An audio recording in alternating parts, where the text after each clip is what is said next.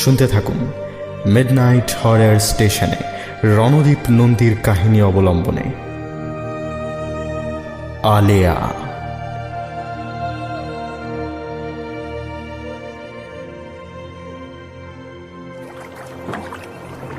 দূরে সরে কাছে চায়, আগে আসে পিছে যায়, পায়ে পায়ে পায়ে পায়ে। অনন্ত ক্লান্তি আমায় গ্রাস করছে একটু একটু করে। ঘুমের অন্ধকারে তলিয়ে যাচ্ছি ক্রমশ। যেমন করে অজগর নিজের শিকারকে আষ্টে পৃষ্ঠে বেঁধে ফেলে, তাসের ঘরের মতো ভেঙে পড়তে থাকে শিকারের হাড়ের কাঠামো। তারপর আস্তে আস্তে রয়ে শয়ে গিলে ফেলে একটা বিরাট আস্ত প্রাণীকে। ভাঙা পাঁজরের ভেতর তখনও ধুকপুক করে একটা হৃৎপিণ্ড, দপদপ করে কণ্ঠমণি, কিন্তু দু চোখ জুড়ে অমোঘ শান্তি। ক্লেশ নেই, লড়াই নেই, গ্লানি নেই, শুধু আছে সমর্পণ।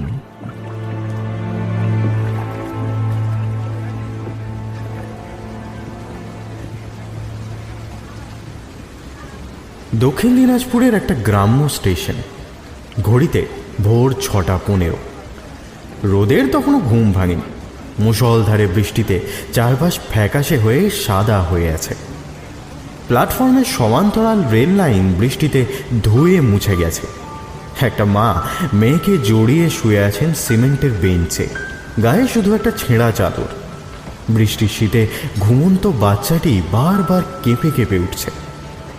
দূরে লম্বা লাঠির আগায় বাঁধা ঝাঁটা হাতে প্ল্যাটফর্ম ঝাঁট দিচ্ছেন একজন স্থূলকায়া মহিলা। মাথায় ঘোমটা টেনে দাঁত দিয়ে কামড়ে আছেন ঘোমটা প্রান্ত। চায়ের দোকানে নিবু নিবু আঁচে চা ফুটছে। দোকানি টুলে বসে ঢুলছেন। আমি দোকানের পাশে দাঁড়িয়ে, হাতে ধোঁয়া ওঠা চায়ের ভাঁড়। বাড়ি থেকে প্রথমবার এত দূরে আসা, অচেনা জায়গা, অচেনা মানুষ। ঠোঁটে চায়ের স্বাদ অবধি অচেনা ঠেকে।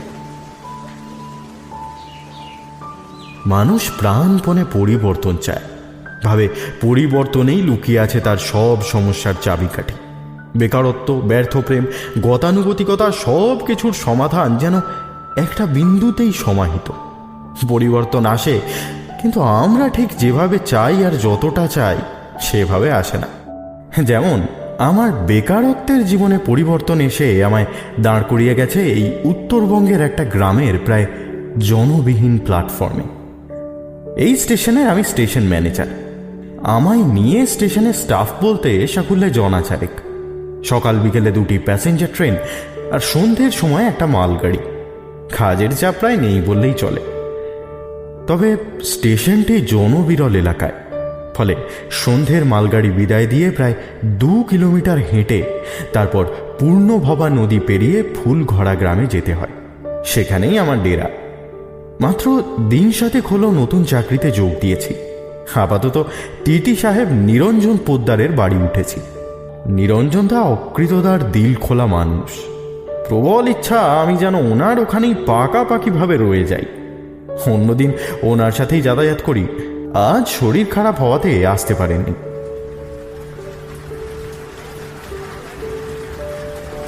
দুপুরে স্টেশন ম্যানেজারের ছোট্ট ঘরটার জানলার পাশের টেবিলে বসে খাচ্ছিলাম। খবর এলো সন্ধ্যের মালগাড়ি লেট করবে। এই ভয়টাই পাচ্ছিলাম। বৃষ্টি কমার লক্ষণ নেই।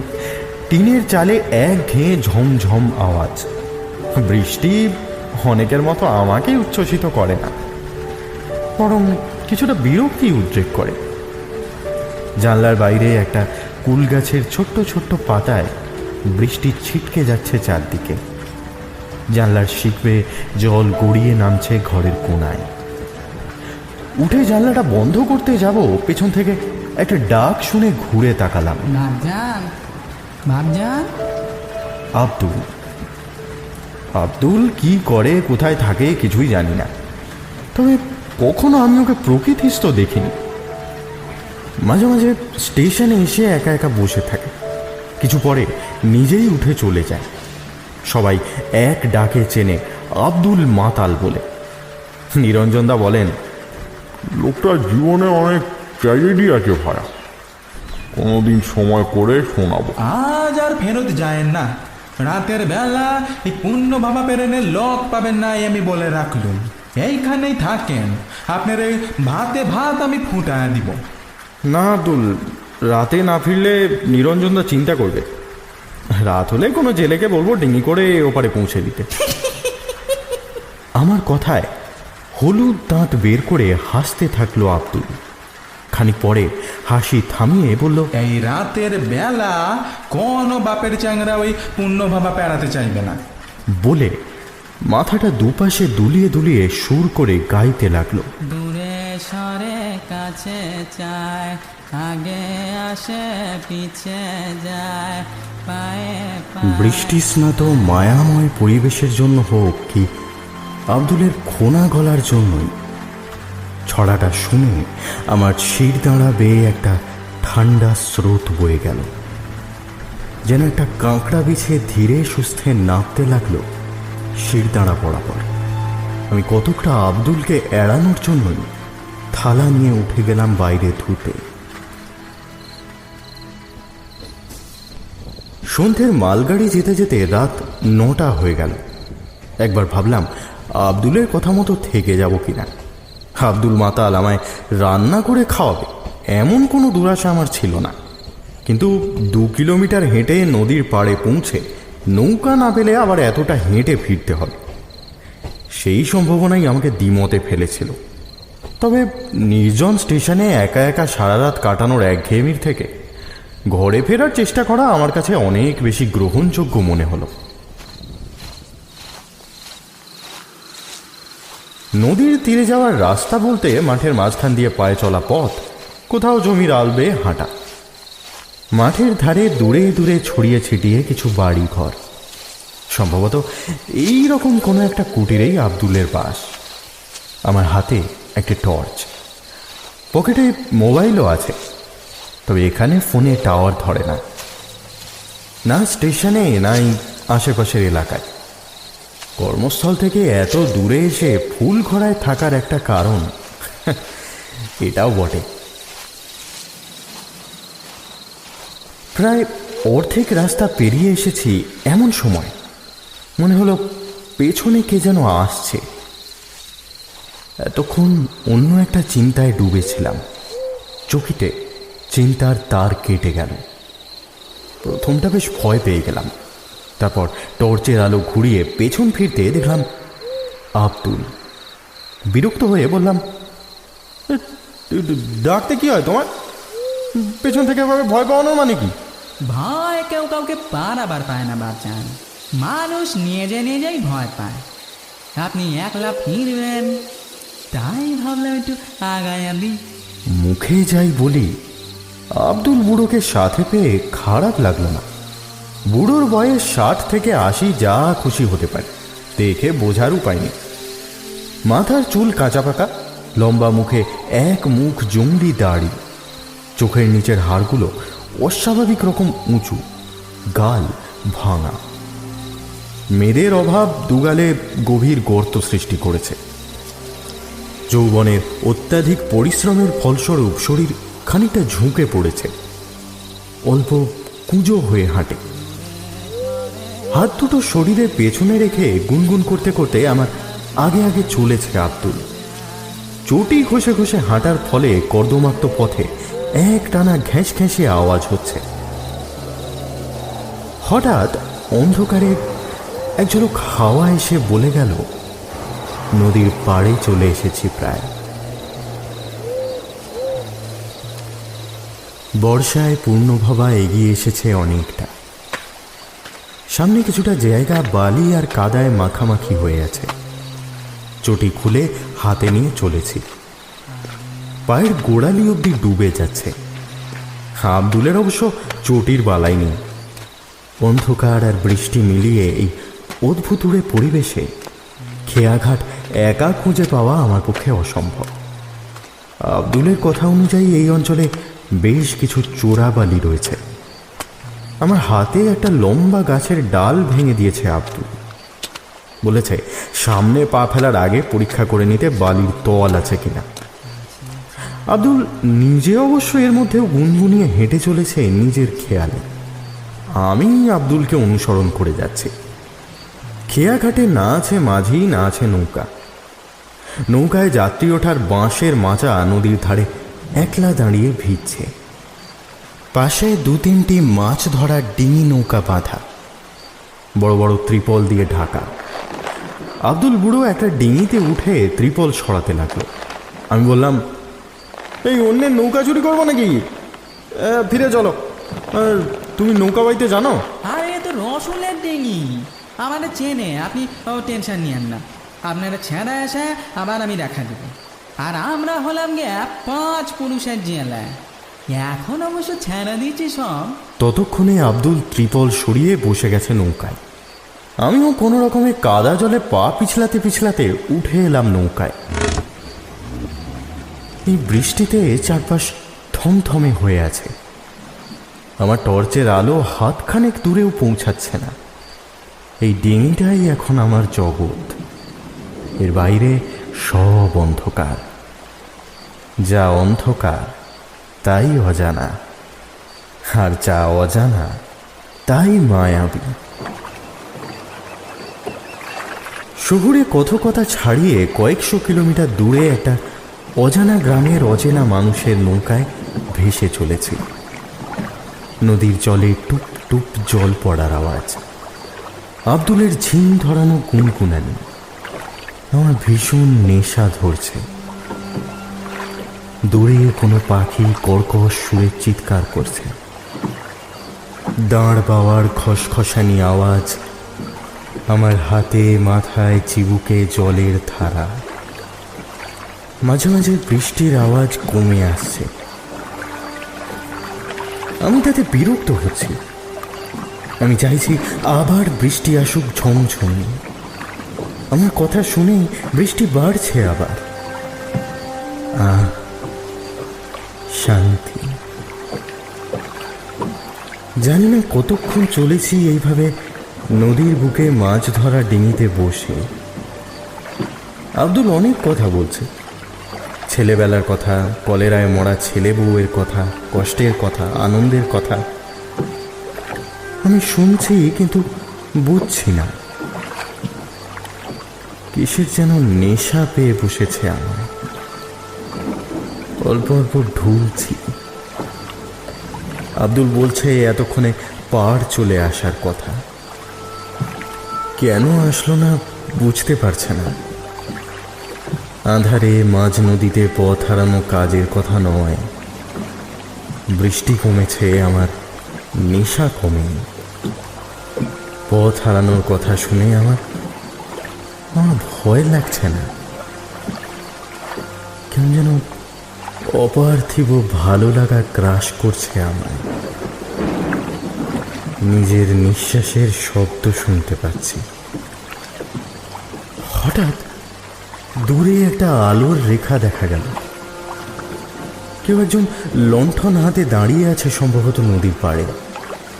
শুধু মিটিমিটি হলদে আগুনের শিখা দেখা যাচ্ছে। আব্দুল তাড়াতাড়ি নৌকা চালালো। মুখে চিৎকার করে লোকটিকে বলতে লাগলো যাতে আমাদের জন্য একটু অপেক্ষা করে, চলে না যায়। আলোটা সামান্য তুলে উঠল। বোধহয় শুনতে পেয়েছে, ইঙ্গিত করছে। আব্দুল তাড়াতাড়ি নৌকা বাইতে লাগলো।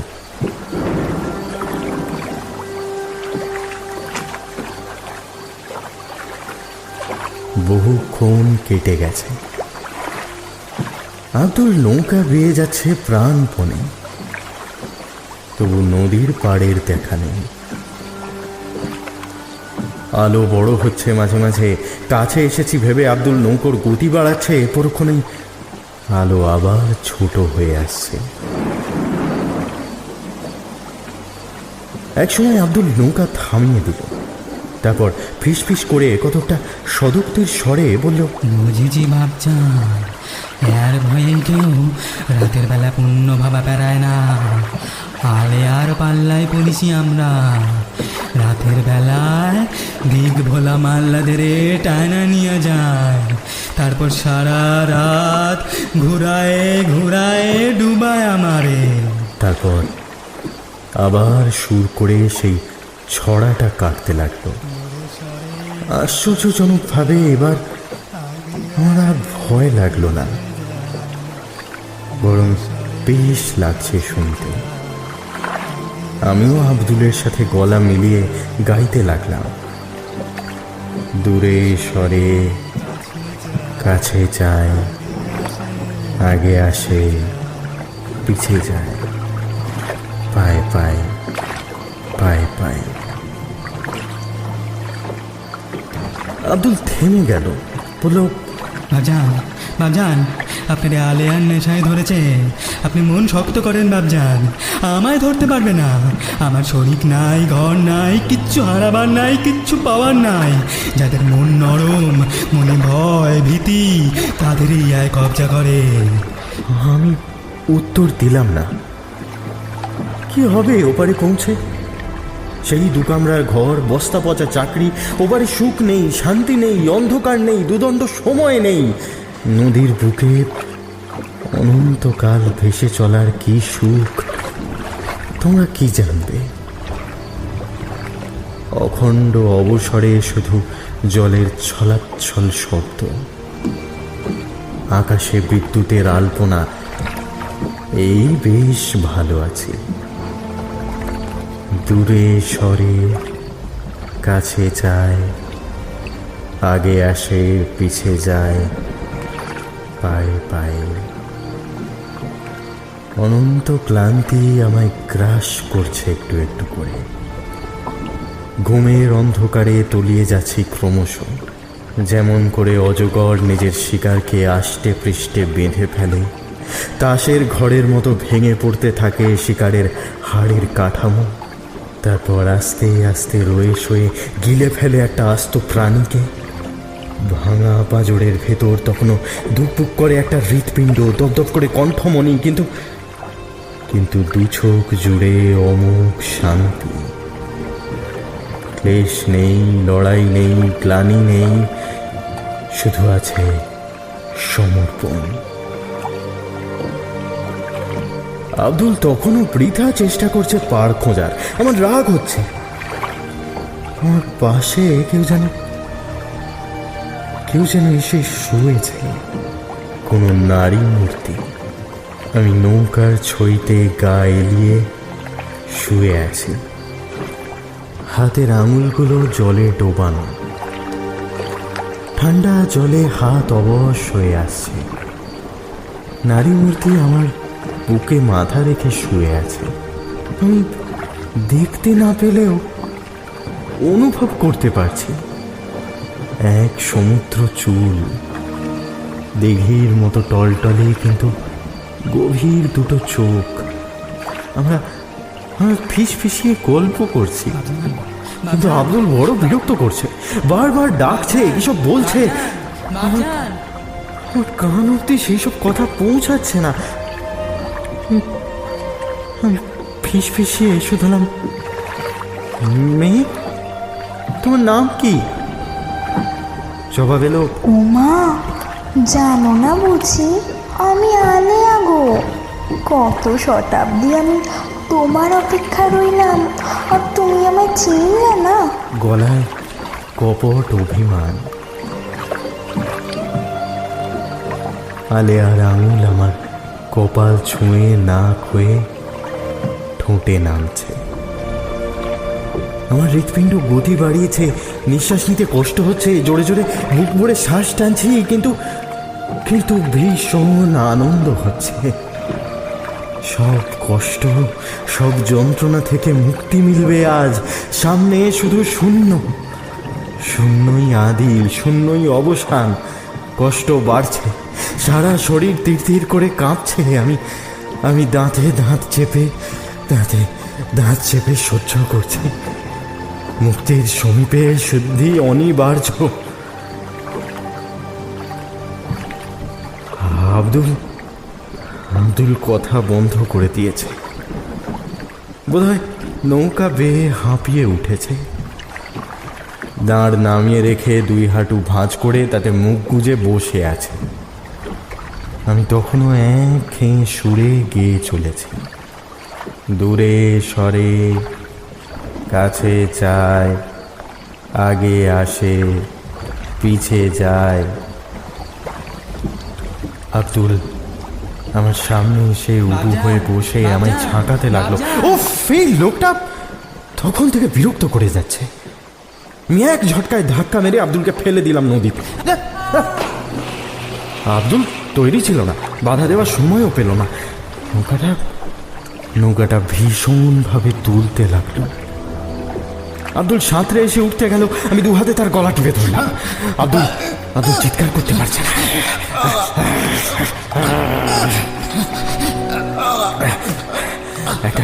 একটা কুমানির চাপা আওয়াজ বেরিয়ে আসছে তার মুখ থেকে।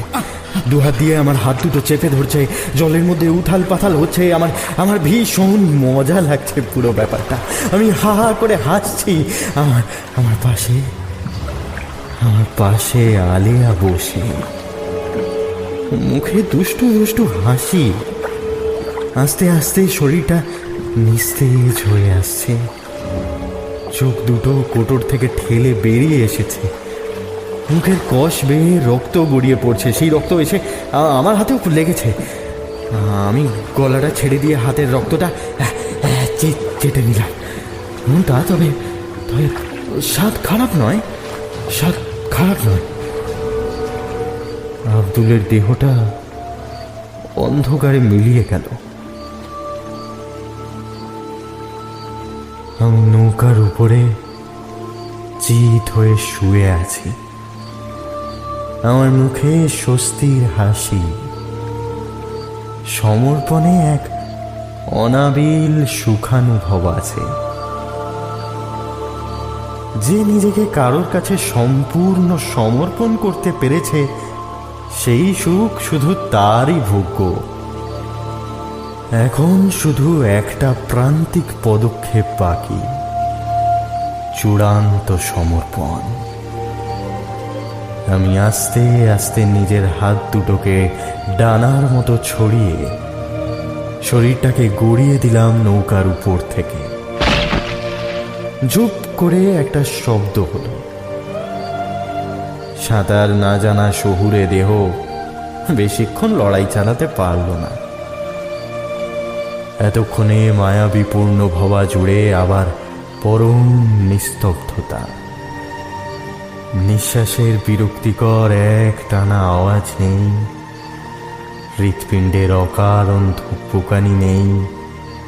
নদীর কোলে একটা দিগ্ভ্রান্ত নৌকা, 2 নিথর দেহ, আর দূরে অজানা কোনো উৎসে দপ দপ করে জ্বলছে হলদে আগুনের শিখা।